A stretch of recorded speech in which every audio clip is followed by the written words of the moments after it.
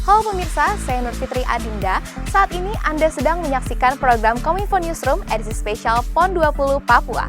Kami akan menghadirkan ragam informasi spesial PON untuk Anda. Informasi pertama kali ini mengenai pengetatan sistem bubble selama PON Papua, serta mengulas seputar hadirnya jaringan 5G di tanah Papua untuk pertama kalinya selama PON Papua. Berikut informasi selengkapnya untuk Anda.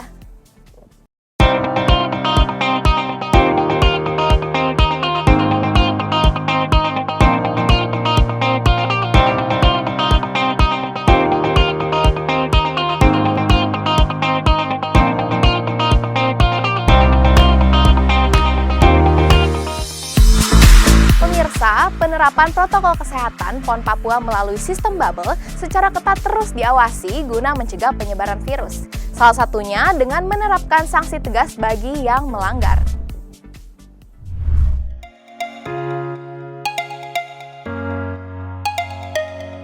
Salah satu faktor penting dalam menyukseskan Pekan Olahraga Nasional 20 Papua 2021 adalah penerapan protokol kesehatan. Ketua Panitia Pengawas dan Pengarah PON 20 Papua, Majen TNI Purn-Suwarno, memastikan bahwa akan ada sanksi bagi para atlet yang melanggar sistem bubble.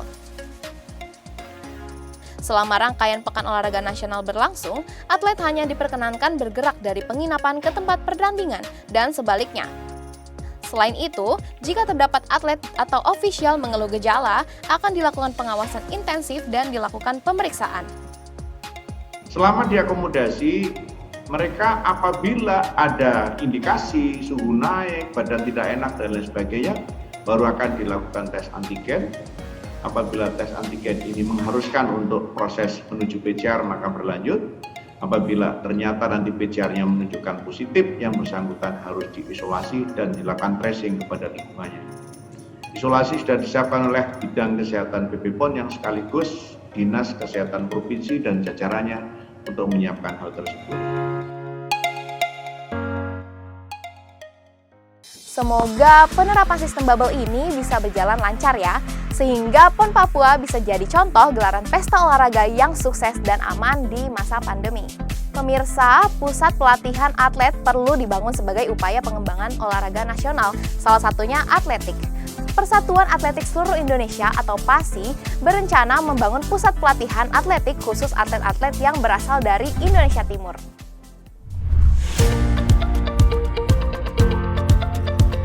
Ketua Umum Pengurus Besar Persatuan Atletik Seluruh Indonesia atau PB PASI Luhut Binsar Panjaitan mengatakan PASI akan bekerja sama dengan PT Freeport Indonesia untuk membangun pusat pelatihan atletik khusus atlet-atlet yang berasal dari Indonesia Timur. Nantinya, atlet-atlet asal Papua, Maluku, Nusa Tenggara Timur, maupun Nusa Tenggara Barat akan difokuskan untuk berlatih di pusat pelatihan atletik tersebut. Dengan 5 nomor perlombaan cabang olahraga atletik yang menjadi fokus pelatihan, yakni 100 meter, 200 meter, 400 meter, lempar lembing, dan tolak peluru. Lebih dari itu, PASI juga akan menyiapkan pelatih berkualitas yang berasal dari mantan atlet dan mengirim para atlet ke sejumlah negara guna melakukan pendidikan lanjutan. Bukan tidak mungkin kita sekolahkan keluar untuk mereka maju. Jadi program ini semua kita bikin fokus terukur. Nah, dengan begitu kita akan bisa masuk pada tataran Asia dan tataran dunia. Tanpa begitu kita tidak akan bisa. Dan tadi Menteri Kesehatan juga memberikan saran-saran pada kami dengan pengalamannya untuk kita tadi lebih fokus dalam bidang-bidang tadi.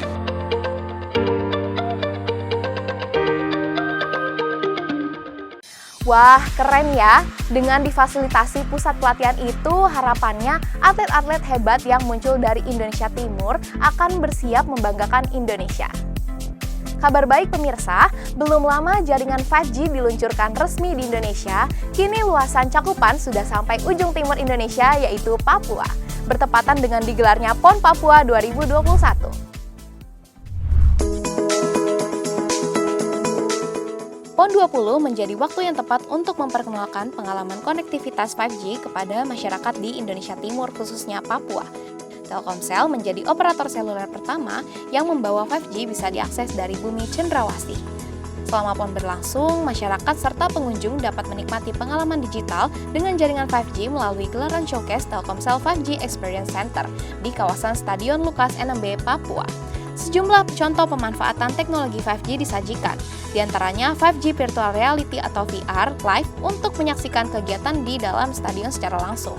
Terdapat juga 5G VR-based drone untuk melihat keseluruhan area stadion, hingga 5G VR Tourism untuk tur virtual berisi konten edukasi, kekayaan alam, dan budaya Papua. Tentunya, jaringan 5G juga menawarkan pengalaman akses internet yang lebih unggul, seperti koneksi data yang lebih cepat. Penerapan teknologi jaringan 5G ini harapannya dapat terus diakselerasikan secara terukur, bertahap, dan merata di seluruh Indonesia. Semua orang secara merata memang berhak mendapatkan akses internet yang cepat ya pemirsa. Kehadiran pengalaman konektivitas digital melalui jaringan 5G ini semoga dapat menjadi langkah awal dalam mendorong kemajuan masyarakat Papua. Info selanjutnya datang dari cabang olahraga tinju.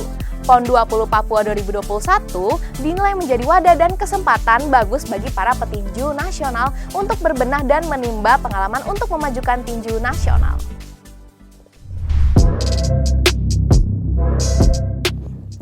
Pada PON Papua 2021, cabang olahraga tinju mempertandingkan 17 kelas, yaitu 10 kelas putra dan 7 kelas putri. Sekiranya ada 143 atlet yang siap bertarung demi merebut 68 total medali, masing-masing 17 medali emas, 17 perak, dan 34 perunggu.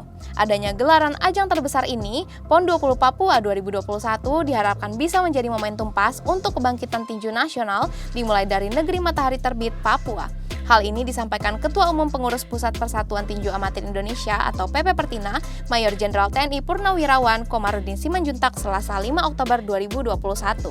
Adapun perubahan menuju kebangkitan tinju harus dilakukan, salah satunya sumber daya manusia atau SDM para pengurusnya, termasuk juga perlunya ditopang dengan ilmu dan teknologi.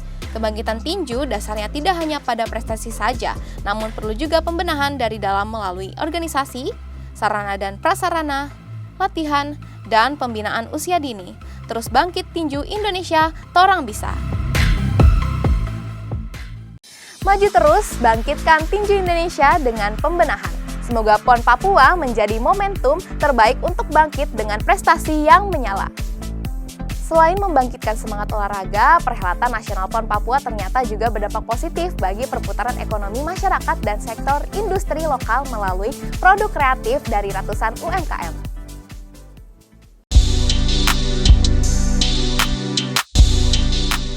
Demi kemeriahan PON 20 Papua, 100 UMKM turut berandil dalam festival kopi yang dilaksanakan BI Perwakilan Papua di Jayapura. 40 diantaranya pengusaha kopi dan sisanya kuliner, aksesoris, fashion, serta produk lainnya. Menurut BI, UMKM menjadi hal yang krusial bagi Papua, mengingat 63% perekonomian Papua dipegang UMKM. Sebanyak total 400 UMKM telah dikerahkan demi memperkenalkan kebudayaan Papua pada perhelatan tahun ini.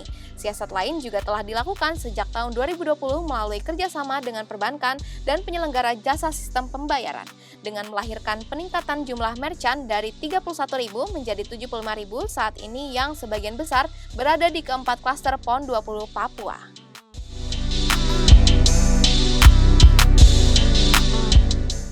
Terbukti ya, PON 20 memang tidak hanya menyuguhkan panggung kompetisi, namun juga kesempatan untuk melihat langsung produk UMKM. Jangan lupa mampir ya. Itulah beragam kabar PON 20 Papua yang telah kami kemas untuk Anda. Ikuti terus update-nya melalui kanal Kominfo Newsroom GPR TV. Dukung terus daerah kalian untuk memperebutkan gelar juara PON 20 Papua. Jadikan momentum PON 20 Papua 2-15 Oktober sebagai wadah pemersatu bangsa. PON 20 Papua, torang bisa!